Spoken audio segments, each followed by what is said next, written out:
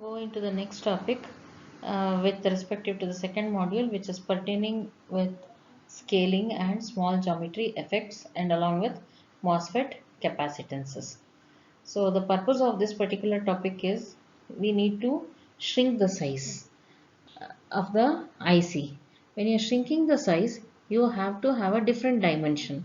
So the dimension exists as it is, but you have to scale it. You have to have a parameter which has to be scaled. Normally we write the scale on the graph. So 1 centimeter is equal to 10 volts or 1 centimeter is equal to 1 meter. But that doesn't represent that it is 1 meter. Then when you go back and scale up, you do the reverse procedure. If you have 5 blocks on your graph, it is nothing but 5 meters, because one block represents 1 meter. So this is how the scaling helps us, and we are all quite familiar by now, I hope. So we'll look into this topic now. Now we will discuss the second part of module 3, which is combinational circuit design, which is dealing about the introduction about the combinational circuit design and the different circuit families involved in it. So basically we have seen that digital logic is divided into combinational and sequential circuits. So combinational circuits are those whose outputs depend only on the present inputs, while sequential circuits have memory. So it is followed one after the other, therefore they have memory. Generally the building blocks of combinational circuits are simple logic gates, whereas for sequential circuits it is resistors and latches. So now here we will learn techniques to optimize the combinational circuits in order to reduce the delay and the energy or the power consumption.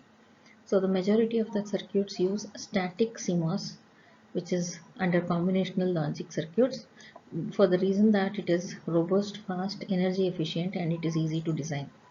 But however, certain circuits have particularly stringent speed, power or density restrictions that force another solution. So CMOS is very much dominantly used, but still there are some flaws.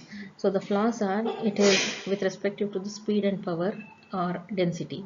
Therefore, we have to go for an alternate solution, and that is called as circuit families. So what exactly is circuit families? The basic concept of the CMOS retains with modified changes. So CMOS concept is retained, and in addition to that we have few more changes in the circuit, and we classify them as, we call them as ratioed circuits or dynamic circuits or pass transistor circuits. Like this we have still many more: pseudo NMOS logic, clock logic, so many things, but here we focus our concentration towards ratioed logic, dynamic circuits and pass transistor circuits. So NMOS transistors provide more current than PMOS for the same size and capacitance. So NMOS circuits are preferred. So since the majority charge carriers in NMOS are the electrons, therefore they are comparatively faster than the PMOS in spite of being of the same size. Therefore, the logical effort is proportional to C by I term, because it is determined by the input capacitance of the gate that can deliver a specified output current. But the drawback of static CMOS is that it requires both NMOS and PMOS on each input. So every time we have to consider NMOS and PMOS, and one at a time is working. But when there is a falling output transition, the PMOS transistors add significant capacitance without helping the pull down current. So PMOS transistors during fall output transition, that is from 1 to 0, PMOS transistors have their capacitances and therefore static CMOS has a relatively large logical effort. So though the PMOS transistors are not considered in the falling edge, the capacitances are considered, and therefore they are having a capacitance effect, and therefore CMOS has a relatively large logic effort. So how to overcome this? The alternative mechanism is to pull the output high. Therefore, monitoring inputs and outputs inevitably loads the nodes. So clocked circuits are often used. Therefore, to overcome this, clocked circuits are used. And one more thing, drawback of the static CMOS is that all node voltages must transition between 0 and VDD. So the transition in CMOS is the minimum is from 0 and the maximum is from VDD. Maximum is VDD. But so many families don't completely fall into 0 volts and complete VDD volts because of the threshold voltage effects. So the voltage swings are not from 0 to VDD, it can be from zero point 0.2 volts to, if it is 5 volts, it will be 4.8 volts. And that is circuit families use reduced voltage swings and to improve propagation delays. So this is also one drawback of CMOS. Therefore, this can be considered against the delay, and therefore the amplifying is helpful, and therefore we are able to reduce the tolerating costs of the swings. Next we have silicon on insulator. This is also one technique which eliminates the complete substrate structure. On an insulator we are trying to build up a circuit. So the advantage of this kind of technique is to achieve lower parasitic capacitance and better subthreshold slopes. Therefore, lower power and higher speed can be achieved when you are going for SOI techniques. Now we look into the circuit families. So far we have discussed few of the flaws involved in static CMOS. Static CMOS circuits with complementary NMOS pull down and PMOS pull up networks are used for majority of logic gates.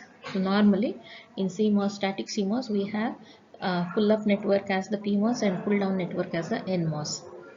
These circuits have good noise margins. Yes, we have seen so far. They are fast, they consume less power, they are insensitive to device variations, they are easy to design, and they are supported by CAD tools, and therefore very predominantly they are used in standard cell libraries. Because of all these advantages, it is predominantly used. But most design teams now use static CMOS exclusively for combinational logic. So for combinational logic especially this is used. Therefore, this section what we are going to now understand is with a number of techniques for optimizing static CMOS circuits. How to optimize the static CMOS circuits is what is the focus all about. So the performance or area constraints occasionally dictate the need for other circuit families. So based on the performance and for the area requirement, we go for a optimized circuit with respective to CMOS, and of which the most important one is the dynamic circuit. However, dynamic circuit will be differed. We'll talk about this later on. But right now we'll consider the ratioed circuits, which are simpler and they offer a helpful transition between static and dynamic. So we'll understand first the ratioed circuit. And at the end later on we also consider the pass transistors, which we have already been introduced to the pass transistor in the first module, and they had their prominent place in the early 90s, and even now in most of the applications they are used. So pass transistor and transmission gate are right now used in fast switching actions multiplexers. So this is the preamble for the circuit families. Now we still focus on static CMOS. So all the while designers are accustomed to and or functions, and now they should think in terms of NAND and NOR. So in manual circuit design this is possible, and it is done through bubble pushing. So what exactly is bubble pushing we will see in the forthcoming slides. And we also have compound gates. These compound gates are particularly useful to perform complex functions with relatively low logic efforts. So along with this we also have to understand what is a compound gate. These are useful to perform complex functions and they consider very low logical efforts.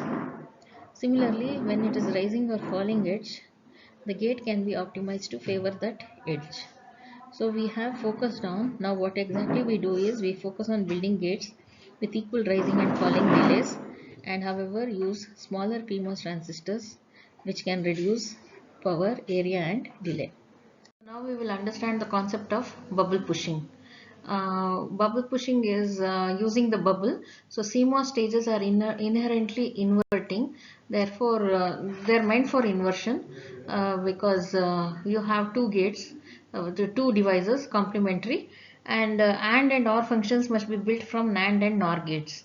So if you have a NAND gate, if you split this using the De Morgan's theorem, you get it as A bar plus B bar. Similarly, if you have a NOR gate, A plus B whole bar, you get it as A bar dot B bar. So these relationships are illustrated graphically. So this is a NAND gate, and NAND gate will be got here as A bar. So one input A is inverted before it is fetched into the gate. So the inputs are A bar and B bar, and this gives you the output. Similarly, the NAND gate, NOR gate is also having a bubble prior to the gate itself, that is at the input side. This gives you A bar and B bar, and this is your AND gate. So these relationships are illustrated. Therefore, a NAND gate is equivalent to an OR of inverted inputs. A NOR gate is equivalent to an AND of inverted inputs. Therefore, the relationship applies to gates with more inputs. So switching between these representations is easy to do on a whiteboard and is often called as bubble pushing.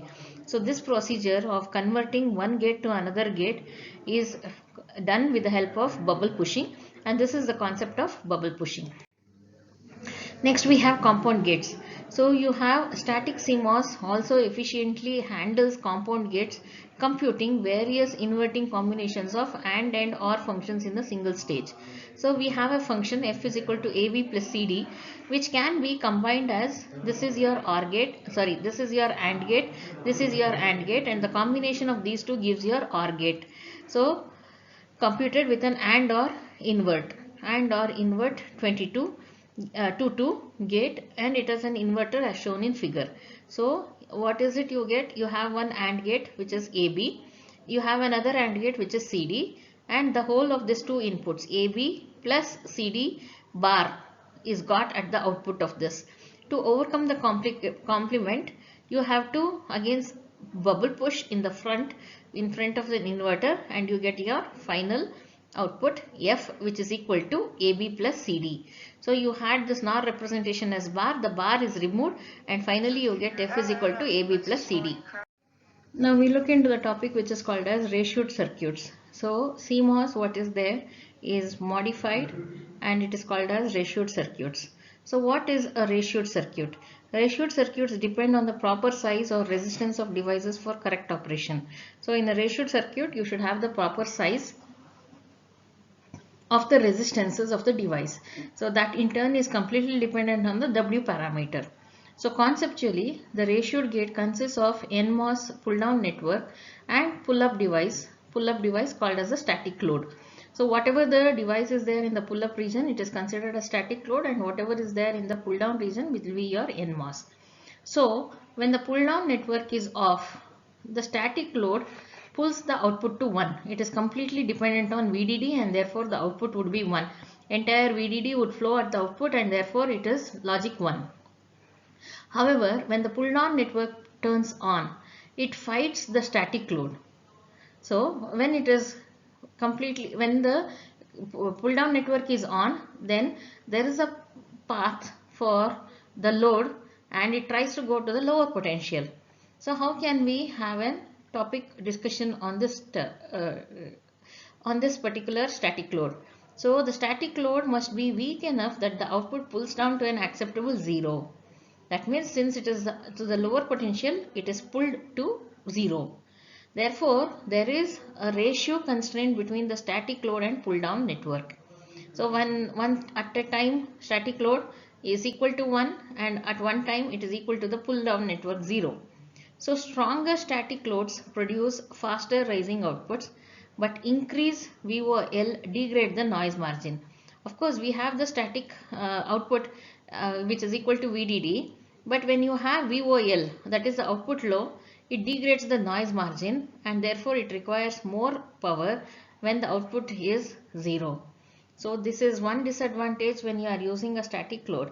So unlike complementary circuits, the ratio must be chosen so that the circuit operates correctly despite any variations from the nominal component values that may occur.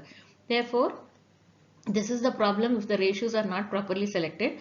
Therefore, in order to see to it that the device works properly, the ratios should be properly selected, which gives you the proper answer or the proper voltage swing.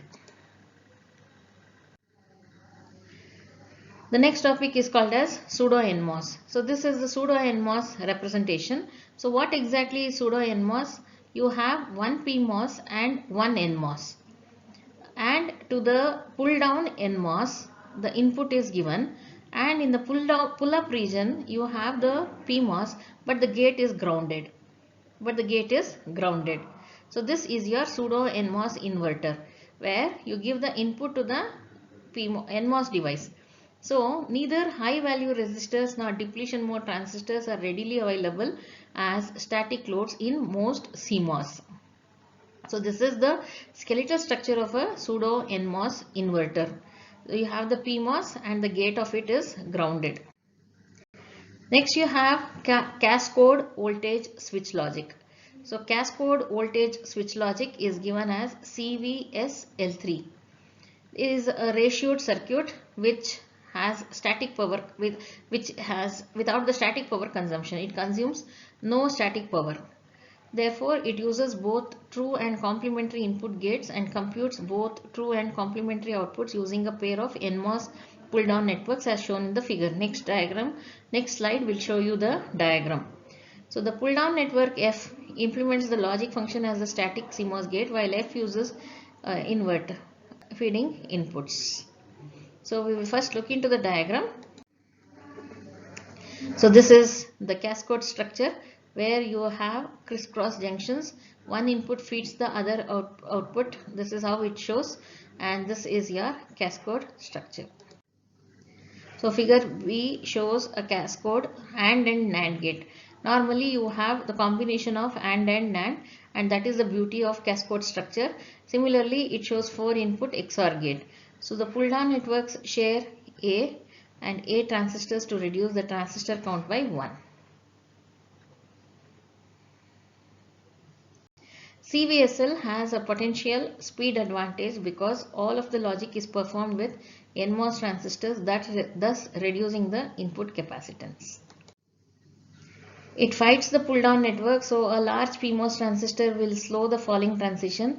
A small PMOS transistor is slow at pulling the complementary output high. Therefore, the CVSL gate requires both the low and high going transitions, adding more delay. Contention current during the switching period also increases power consumption. Pseudo NMOS worked well with wide NOR structures, but the disadvantage of CVSL is it requires complement. A slow tall NAND structure. If you have to work with AND, you also have to have a NAND structure. So that is considered as a drawback or a limitation of CVSL. Therefore, CVSL is poorly suited to general NAND and NOR logic. So standalone it doesn't work, it is always working with a combination. Even for symmetric circuits like XORs, it tends to be slower than static CMOS as well as more power hungry. So as a whole, CMOS compared with CMOS and CVSL, static CMOS takes an upper hand. However, the ideas behind CVSL helps us to understand dual rail domino and complementary pass transistor logic. However, if you are aware of what exactly is CVSL, the next topics will be easy to understand, and that is how it helps. So now we have the pass transistor circuits, which has already been discussed.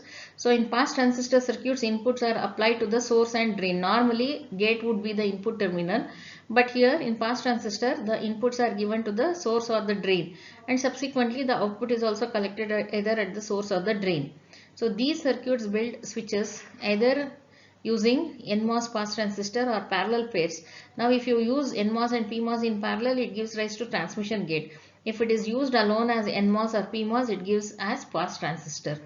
Many authors have claimed that area, speed, power is improved in pass transistor compared to CMOS logic. So people have claimed, and the research has been done with respective to this. Therefore, in specialized circumstances, this can be true. For example, pass transistor is essential to design efficient 6 transistor static RAM cell. Because it consumes less space and it has good efficiency in terms of speed, and it consumes less power, it can be used in designing a 6 transistor static RAM. Full adders and other circuits are also used using pass transistor concept, which is efficient, and an independent evaluation finds that for more general purpose logic, static CMOS is superior. So when you see as an independent evaluation, static CMOS is still better in all aspects in terms of speed, power and area.